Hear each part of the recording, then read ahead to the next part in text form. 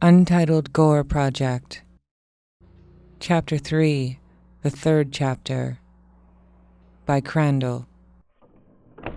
The cabins were dismal with a fresh coat of paint. The executives all claimed their bunks and unpacked their things into the dressers with sticky drawers. Then a loud gong reverberated through the cabin walls. They all took that to be a summoning to the main house. They were right.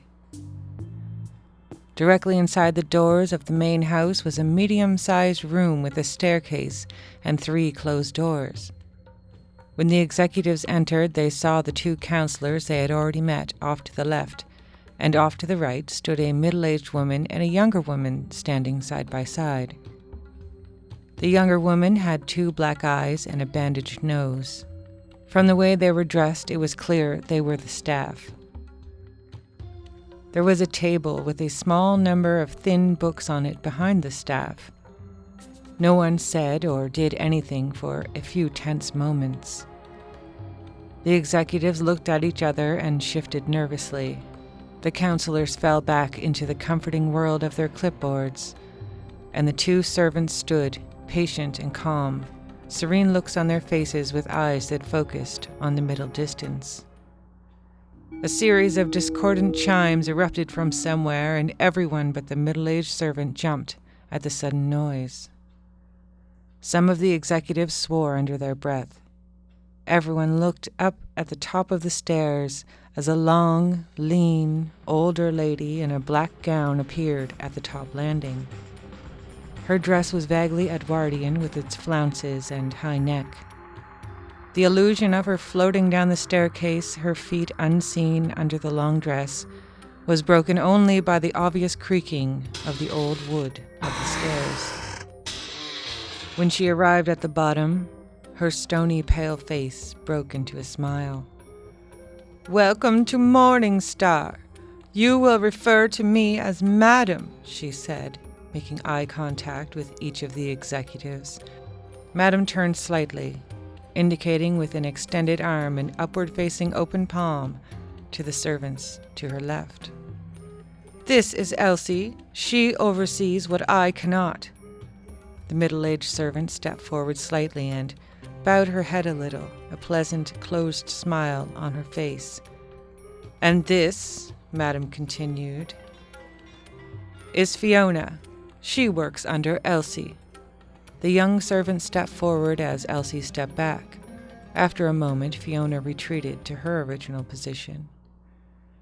Madam nodded at Elsie, and Elsie turned to the table behind her. She took the pile of books off of it and loaded them into Fiona's arms. "These are the rules and a brief history of Morningstar. I suggest you commit these rules to memory and always keep them in mind," Madam said. Fiona walked over to the line of executives and started handing out books. "This is your fast track to recovery," Madam continued. "Some of our methods are unconventional. You may not understand why you are doing what you are doing when we ask you to do it. You must trust us and listen to every command request and not break any rules." There was a loud slap as Fiona dropped her armful of books, her task only half done. She had dropped them right in front of Fran. "Fiona!" Madam shrieked, and everyone jumped. Fiona squeaked and knelt to pick up the books. She looked up at Fran and caught her eye. Fran knelt down and picked up a book or 2 herself. Fiona leaned until her mouth was next to Fran's ear and whispered, "Barn." Fiona stood. Fran placed the last book on top of the pile. Fiona's eyes were wide with fear and excitement. Fran stayed stoic. She could tell Madam was not the kind of person who would take an aberration lightly. She knew about those kind of people.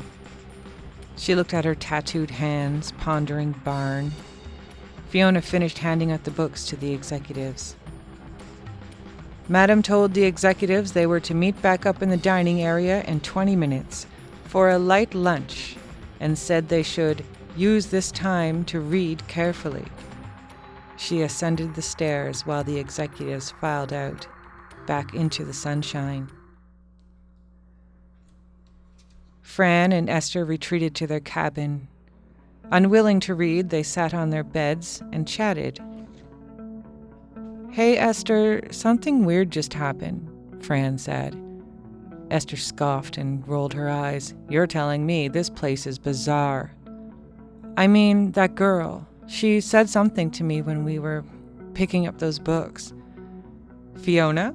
The one with the busted nose?" Fran nodded. "What did she say?" "Barn." Esther shrugged. "What do you think it means?" Fran asked. "Don't know," Esther said, playing with a loose thread on her blanket. "She wants you to go to the barn?" "But why?" "Maybe she wants a roll in the hay. You going?" Fran considered. Despite her tattooed appearance, she didn't like to break the rules, and she needed to finish this program. Maybe it was a trap. Maybe Madam put Fiona up to it and it was a test. Fran also didn't like failing tests. Esther continued. "Well, if you're going to go, you should go. Don't want to miss this light lunch," Esther scoffed again.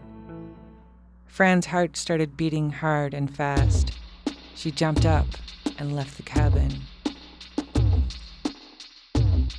Fran found an old building that she would call a barn. It was large, wooden, with big swinging doors on the front. She opened the door and crept inside. At first it was too dark to see anything, but slowly she was able to see large moving shapes above her, things dangling from the ceiling. Then she understood and tried not to scream.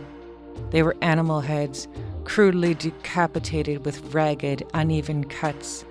Big cat heads, jaguar, lion, tiger, cougar, all were dripping blood onto the hay-covered barn floor.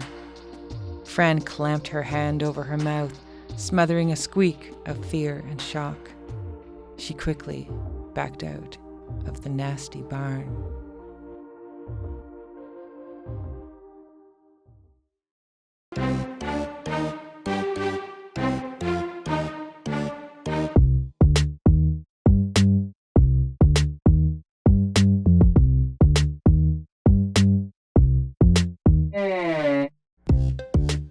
Hello, bonjour. I am Crandall. Welcome to the podcast that answers the question, if an infinite number of monkeys will write Shakespeare, what can a few dozen monkeys do?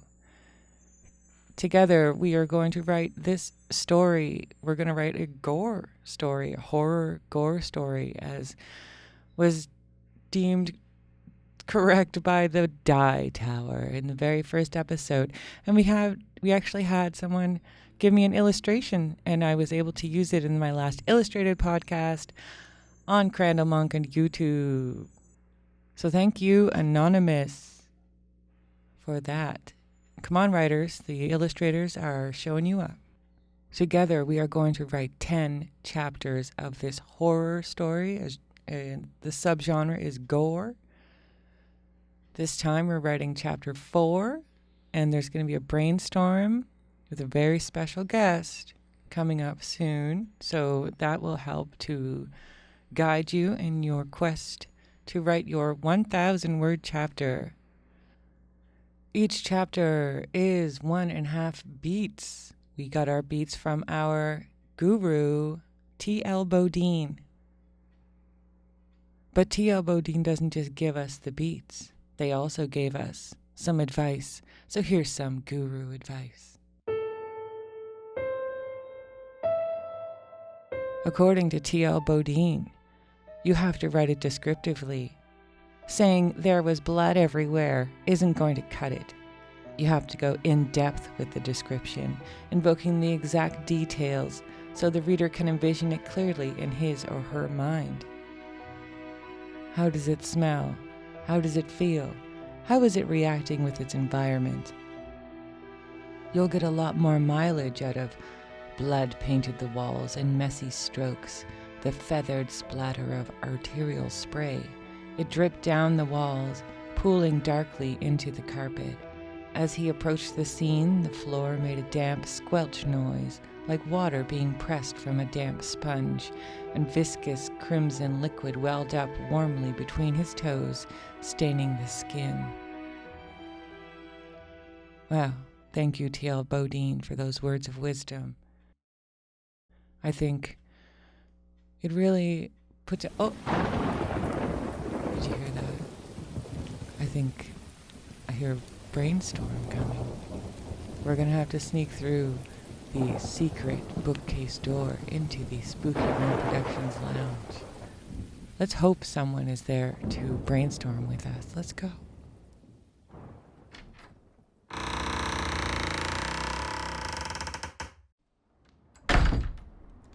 Oh, good. As usual, Ripley is here in the lounge. Well, hello. Hello, Ripley. Are you ready for another brainstorm? I'm ready. My brain is storming. It's been a while. Well, you know, it's all relative, isn't it? Anyway. Sorry. Okay, so you guys made me write the last chapter, chapter 3, the third chapter. And in that chapter, I did get through, it is almost exactly 1,000 words. This was the one the first one I didn't find hard to get under 1,000. I think I wrote it and it was like 800 or something. This one was about 1,300, so I had to cut about 300 words, and it was a pain in the ass, to be honest with you. Do you find that, Rip? My writing style is to write 5 times as much as I need and then cut. Oh, well, there you go. Cut savagely because art juice does not make the most cohesive writing. But it's an editor's playground. Yes. Yeah. And that's good. If you're into what's wrong with me? Okay. I did get through the warning, which is the characters are given an opportunity to turn back but choose not to. This could occur before or after the first contact with the monster. I guess that part was when they were in the stairwell area, the foyer, and I guess they could have left at that point. I believe someone even expressed that they have to stay because of they had to get back to work. They had to get back to work. Yeah. Are we discussing what you wrote last time? Yes. Okay, good. And then we're moving on because this is a brainstorm. But I guess I don't know. I'm probably going to cut all this out because I just wasn't sure if we could discuss the work. Yes. Yeah. Because yeah. And I also had the first contact with the monster, the first half of that beat, which says the characters have their initial contact with the monster but are unaware of the true threat it poses. And that was... Are you getting attacked? Okay. We have kittens in the Spooky Room lounge. It's yours. That one was yours. I think that they belong to us as a company. They do. Spooky Room Productions office building. That one's your special boy. Okay.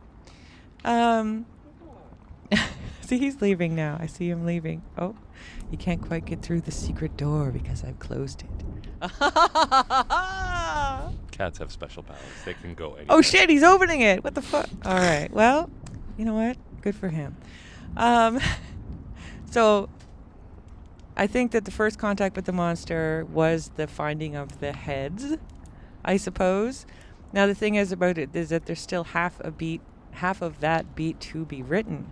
So we ended with Fran leaving the barn, and then I guess whoever wants to write the next part can make her run into the monster, maybe.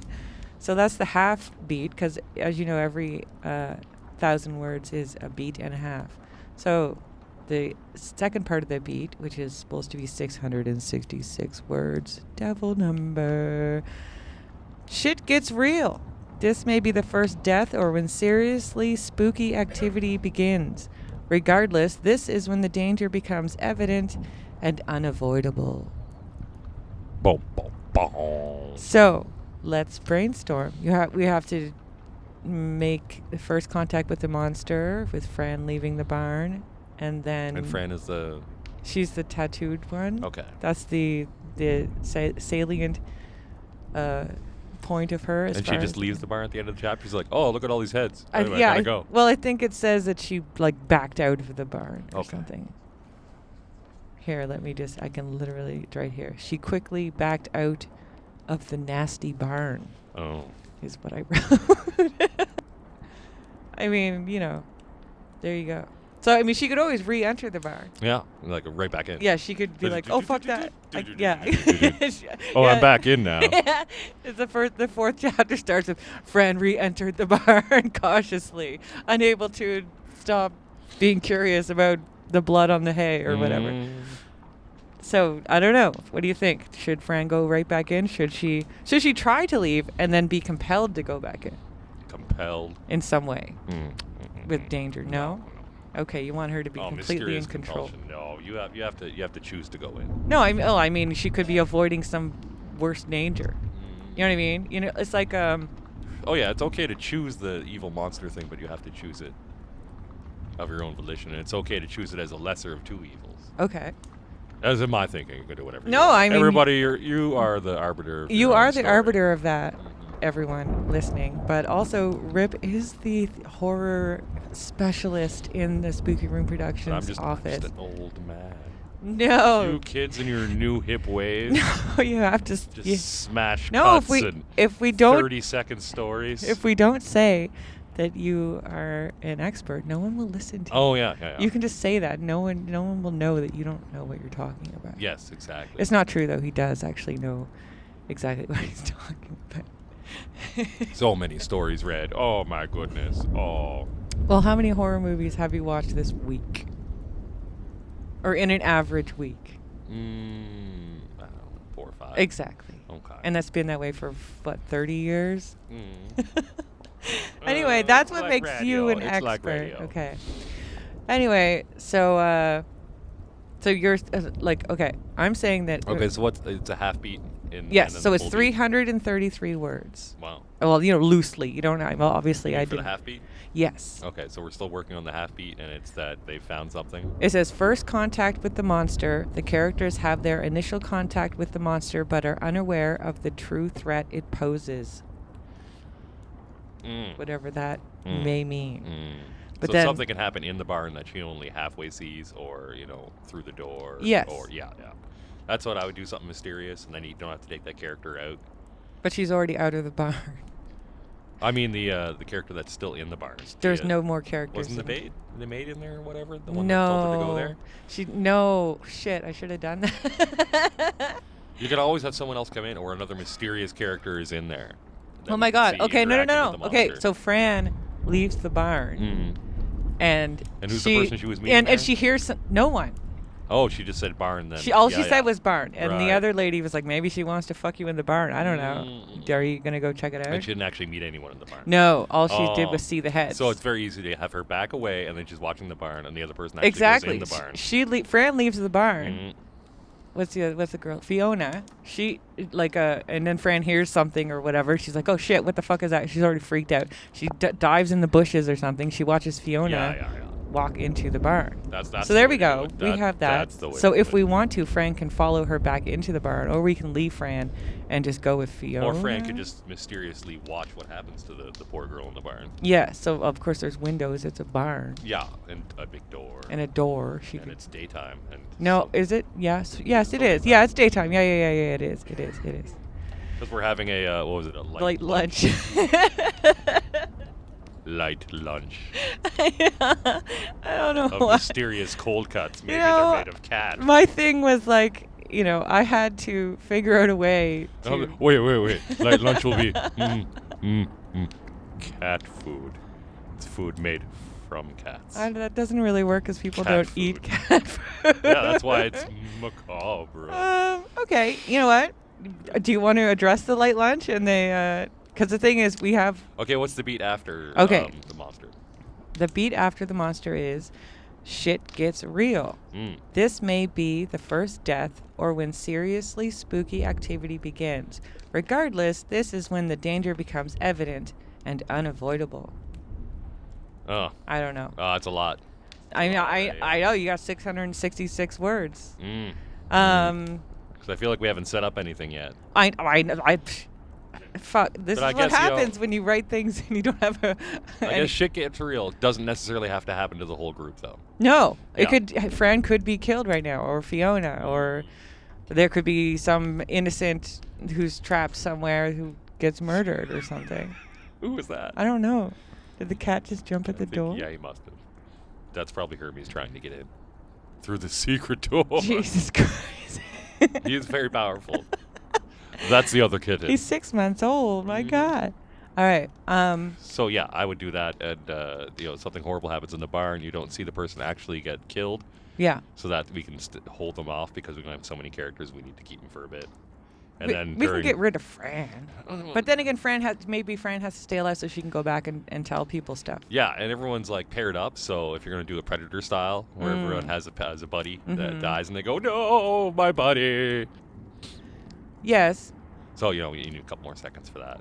And plus, you still got a lot of story to go. So we can pretend to take out one of the maids, and she doesn't show up a little bit later, and then something mysterious could happen with her. Yeah, there are 15 beats, and this is beat 6, which is, it says Act 2. It's the beginning of Act 2, the turn. So basically we have Fran. She goes outside the barn. She hears something. She's like, oh no. She jumps in the bushes. She sees Fiona come, and Fiona goes in the barn, and Fran watches, and someone... Yeah, something happens to Fiona in the barn. Wait. We could just be like, and Fran was like freaked out by what she saw, but we don't say what she saw. And then we can jump back to the main camp or whatever. Well, we can go to main lunch, and then you can have a few things set up to drop some plot, and then she can run in and go, blah, blah, blah, I saw da blah, blah. And then you can reveal then what she saw, or we can do it later, or we can do it as a flashback, or whatever you want to do. Yeah. Okay, so Fran misses the light lunch.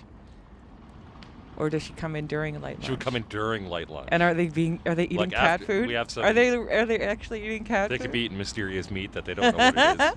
And they'd be all like, oh, it's specially made for blah, blah, blah, your urges, you monsters. Yeah. Decide what they came here for? Was it sexual harassment? Yeah, it was sexual harassment. Right. But you know what, guys? You are the arbiter of that. And if you don't like what we're saying here, or you have a better idea of how to get these beats done, you don't have to write what we are brainstorming, but, hey. Yeah. Do what you like. This is a brainstorm. There are no bad ideas, That's and right. You don't have to. And we're going take to explore that there's no bad ideas. That's what this podcast is about. It's about exploring. Is there such a thing as a bad idea? Oh, we'll see. Because light lunch, you have to have that madam lady do whatever she's going to do, and I know. I have no idea. Drop some hints, because you can't drop hints for stuff because we don't know what it is. Yes. So it's a lot. You just throw a bunch of vague shit at the That's wall, the thing, and then you can connect to them later. Yeah, and it's because what I was like, okay, I definitely want to introduce Madam as like a being, not just a person that was mentioned. So I had to bring her down, and then like she could give a little speech or whatever. And then I came up with the book thing because I needed someone to be taken away from the group so that way they could see something weird. And I don't know, I just came up with this book dropping thing and whispering. Anyway. And whenever you have a book like that, it can contain clues for later. Yeah, exactly. The characters can look at that later and go, oh, it says here the history of blah, blah, blah. Pull a little something out. That's a little tip for you. A little tip down the line. It's a built-in little book of clues. There you go. Any book is a book of clues. Oh That's the truth. That's a T-shirt right there, everyone. Every book is a book of clues. That's right. And there you go. I don't know. I think that. I think that's. Do you need more brainstorming? I mean, why stop now? Okay. You got the mic set up. Sure. Because we still need Monster. I know. Because she's got to run in. Well, the thing is, because she runs in and it's the first part is stuff starting to become real, but nothing's happened yet. So things have to become real during lunch. Yeah. So she comes in and they all go, "Oh no, you're crazy," blah blah blah, and then the thing happens, whatever the thing is. Oh. During lunch. So we have to have a beat where Fiona's crazy and everyone's like blah blah blah blah blah. Okay, Fiona is the maid. Do you mean Fran? Yeah, okay. Fran. Yeah. Fran will come in. Yeah. And she's like, oh my God, blah, blah, blah. And she's all freaked out. And everyone's like, what the fuck? Like, yeah. No, like, sit down, bitch, or whatever. Mm-hmm. Or, oh my God, she has tattoos. She must be on drugs, something like that. Well, I mean. People think that. I don't think that. I don't think that. I don't think that. But some people do. Some people have tattoos and some people do drugs. And Fran actually, when she is assessing Madame And she's like, oh, I know this kind of person. This kind of person that doesn't like anything that isn't down the straight and narrow. So it kind of intimates that she's been judged before. There was a little bit more backstory. Those 300 words I cut were descriptive words and a little bit of backstory for a couple sentences. I just had to cut them. And I feel like we've gotten far enough in and far enough apart that we're like, should we do a Bible of this? Should we write the Absolutely. Oh, there is on the website. Check out the website. Oh, good. Whatever the website's called. Check blah, blah, blah. No, I'm definitely going to. It'll be at spookyroomproductions.com. Yes, spookyroomproductions.com. Check it out and look up my page. There'll be a link there to the There'll be I don't know. Podcast named. Oh, A Few Dozen Monkeys. Oh, there you go. See? It's, because that's, yeah. All right. The cats are sneezing now and fighting. Not fighting, they're wrestling. You know what kittens. He's sneezing and wrestling. He's having the time of his life. He's sneezing and wrestling. That one's got the sneezels. He's got the sneezels. So if something's actually going to happen, then you have to decide what is this monster. Bog monster, it's cat time. monster. It's time to lock this monster down, I think. Because bog monster can't attack light. That's the thing. It's so you think the bog... So Fran should come in, say blah, blah, blah. Everyone's like, no, you're full of shit. And then something bog monster-y happens. Yeah. And then everyone knows... Because actually the next beat after shit gets real is called The Chase. The monster pursues the characters who lack the skills to fight it. One or more people may die here. But we're not really talking about that today. But I'm just saying, I don't know. It would kind of make sense, I guess, if the bog monster would come in and break up the light lunch and literally chase them. All right. Bog monster. And we got this cat heads thing. Yeah. And we were talking about stuff. Yeah. So, you got the maid. Bog monster. So, what's happened is someone cut off the maid's head. Okay. So I liked Fiona. So is the cat head to the maid's body. Yeah, okay, yeah. All right. And then throws her in the bog. Bog brings her back to life as a crazy cat creature. Cat creature attacks the light.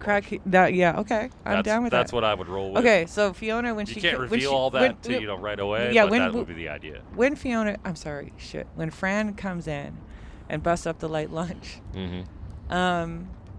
she's so terrified that she can't really speak straight. You know what I mean? Like, does she say, "Oh, I saw the beheading and all," or she's so cat head? Can't say any of that. Like she's just like, freaked out and saying freaked out. And obviously, it's going to be the old maid that does that because she's the only character left. Yes. So she saw her go into the barn. She was like, Madame's not getting her fucking hands dirty. Yeah. Oh, exactly. You're right, because Fiona was being spirited and rebellious earlier. Well, and she probably overheard the whisper, but the maid didn't know that. Oh and my she goes in, she's like, all right, then, it's on. We're starting it early. Now and that sounds usually like a we wait till flashback. light supper, but now it's on for light lunch. Okay. All right, so we don't see the older maid, who I think is named Elsie. Yes. It's bad when you can't remember your own character name. Anyway. It's been a while. All right, so we don't see Elsie. She's not at the light lunch. So who's serving the light lunch if Elsie... I guess it's a buffet? Yeah, buffet that they had already set up so Madam doesn't have to do anything. Yeah, obviously Madam's not doing shit. Madam is like, no. White glove, okay. Yeah, exactly. And then she's doing all the shit, and that'll lay us all out. Yeah, that's good. But how does Madam react? Is Madam at the light lunch? Well, she'd have to be, right? I suppose. Because otherwise, Yeah. You need her there to see how she sets herself up. Yes. Okay. So we're at the light lunch. Madam's talking something. Yeah, she can't go full villain yet. She's still got to Yes. do something to seem to be on the other people's side. Maybe she can look more horrible in some way. Maybe she has like extra crusty makeup on or something. Like there should be something that we're like, ew, like we're starting to get grossed out by her. Some sort of monster. More than just creeped out. Like we should be a little grossed out, maybe. How about the way she eats? Oh, like lunch. Now that's a good idea. She's a dignified lady, but eats like a like a field hand? Living under a bridge. No, that's so good. Yeah. There are many horrific things, and one of them is bad table manners. Yeah. And I'm thinking of The Cook, the Thief of Life with his wife and her lover. Yes. Which is what I was thinking of earlier, actually, with the dripping heads and. Well, how can you not with light lunch? Yeah. Yeah. Oh, yeah. We're getting there now. Now we're getting there. Hey, you guys, is this getting your wheels turning? Or oh, my God. Flowing? Okay, so. Oh, shit. Here we go. We've had rabbit before. Rabbit? Yeah. Mm-hmm. Tastes like chicken. Yeah, and what does it look like? A cat. That's right. Oh. There we go. They'll tell them it's a rabbit. But it's a cat. In it. Okay, yeah, now it's all coming together. There's some beats. Okay, so at the buffet, there's like a roast rabbit? Yeah, sure. Yeah. Oh. Mm-hmm. Just you know what? Sure, you're right. Why not? Yeah, there's not much meat on it anyway, so it's definitely because the thing is, as soon as you slice it up, obviously it doesn't look like a cat anymore. Mm-hmm. Yeah. But there we go. Okay. Just throw that in there. It's a little bit of eye candy there. That's true, and this is a gore story. We have to keep in mind it is a gore story, so we have to try to make it gross. And everyone else is eating their light lunch, but Madam gets the rabbit/cat. Okay. And then that's the grossness is her eating it. Okay, no, that makes sense. Mm-hmm. Oh my God, that's so good. Because then everyone else can be like, because they're executive, powerful ladies. They're not going to want to eat a heavy lunch. Yeah, and she gets in there like just with her fingers. Yeah. Just pulling off meat and all gristle going down her lips. Yeah. Oh, that's really good. There we go. That's good. There we go. And then Cat gross. Lady invades and then yes. Yeah. Mm-hmm. And then I mean that'll probably be your 1,000 words. Yeah, then you'll I don't know. No, it's true because like I said, the next beat is called The Chase, so it's fine. So, yeah, you can take then Madam attack could run along with everyone else and be all like, ooh, and then then you just take it from there. So Madam she's gonna pretend she doesn't know, or is this something she really doesn't know? No, she'll pretend she doesn't know. Okay. Then she's all entrenched with all the people, and then you can set up people have been set up here, and then everyone separates all over the place, and then classic monster attacking the different cabins, and then you go from there. Holy moly, guys. It's all so easy when you know how, right? Yeah, well, that's why you're the expert. That's what we're here for. End of Brainstorm for me. I've got some art juice to take care of. Jesus. All right, Rip. Thank you so much. I always enjoy our brainstorms. You stay here in the lounge. I'm going to creep back through the secret door, and, see you later, bud. Goodbye.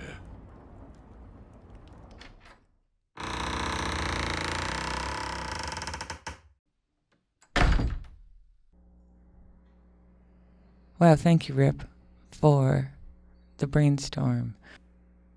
I think we all know now what we're going to write for this chapter. I know you must be fired up, inspired, and ready to write. So let's very quickly go over the rules and regulations, 15 seconds at a time. If you need more than what I can squeeze into the 15 seconds for each of these rules, these 9 rules, you can go to spookyroomproductions.com. Go to the A Few Dozen Monkeys page. You know how a website works. I will link it everywhere. Okay, here are the 15-second rules and regs. Rule 1. On every podcast, I will explain the beat. We will go into a brainstorm, or you can do your own idea. Who decides if you have covered the beats? Me. I am the arbiter of that. Wow, that was pretty quick. Rule 2. In each chapter, there is a 1,000-word limit. So there's 10 chapters, 1.5 beats per chapter. There's 666 words for one beat, 333 words for a half beat. Do not put 333 birds. Oh. All right, rule 3. Any form is fine. You can do a haiku. You can write a screenplay. You can use regular prose. It's completely up to you. You can write what you normally do. You can give yourself a challenge. You can experiment. It doesn't have to be at that... Oh. Rule 4. We have to keep things R-rated, and that is talking about the detail that we go into with the sex and the violence. Now, this is a gore story, and T.L. Bodine just did tell us today that we must keep it very detailed. Oh, okay. Rule 5. I'm not going to edit anything. You guys, however you write it, that's how I will read it, with your grammar, your spelling, your punctuation. It's not about perfection. It's about getting the job done. So just let it loose or... Rule 6. Research is optional. You can lie if you want. You can research if you want. And whatever you write, if it fulfills the beats, it will become the truth in the story. And we will all respect that. So it might get a little crazy or... Rule 7, the tombola. All right, so there'll be a random draw of the qualified entries. And then I will read the winner on the podcast, and it will be forever part of this glorious story and podcast. And if there are no qualified entries, well, okay, Rule 8, how to submit. There is a 1,000-word limit. You can put your name or your pen name. There is a 100-word limit, self-promo, or whatever you want me to read after I say your name. The name of your chapter is not included. Oh, fuck. Okay, and finally, Rule 9, the illustrated podcast on YouTube at Crandall Monk. You can submit artwork on the form that is on spookyroomproductions.com in the A Few Dozen Monkeys page. Well, I think we pretty much got, you get it, you understand. And if you need more details about the rules, spookyroomproductions.com. A Few Dozen Monkeys page. Cool. And remember, everyone, there is never any sign up, no reading fee. You also get no payment. But, you want to be part of this, right? And if you ask me, not having to sign up for something to interact with the website or give them your email is pretty good payment these days. Because, I don't know, I find that really annoying.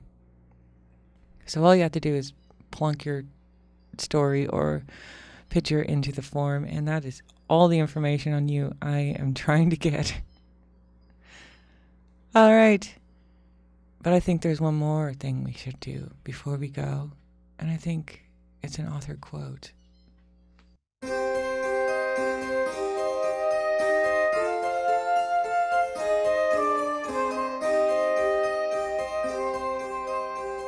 According to Poppy Z. Bright, I took a number of writing courses which ranged in value from worse than useless to excellent. The best was a program for teenagers. It was the first time I'd ever been around a big group of smart people my age who didn't think I was strange for wanting to write. I think the greatest benefit of such classes or groups is that they put writers in contact with one another. Wow. Thank you, Ms. Bright. I think now we all feel very inspired and are ready to get this job done. So, you have until midnight Atlantic time on July 3rd, 2024 to submit your less than 1,000-word chapter or one piece of beautiful artwork. Or maybe not so beautiful. If you've seen the illustrated podcast, so far the vast majority of the pictures on there are by me, and I can't draw or paint, so it's a hilarious misadventure in art. So even if you just want to go and look at my not so good art, you should check out the illustrated podcast. But anyway, so you have till midnight Atlantic time, July 3rd, 2024 to submit. The next podcast will drop on July 13th, 2024. So look forward to that. Make sure that you are subscribed so you don't miss anything. Everything is linked down below. Don't forget to go to spookyroomproductions.com or Crandall Monk on YouTube. And by the way, I'm always asking and kind of begging everyone to participate. But you know what? If you're just listening and having a good time and enjoying, me and Rip creating this horror gore story out of nothing, thank you very much. And I do appreciate you. But, it'd be more fun for everyone if someone would submit. It's fine. All right, so it is time to start writing and illustrating. And remember, it's better to finish something than to give up on everything. You know what I mean? Let's go.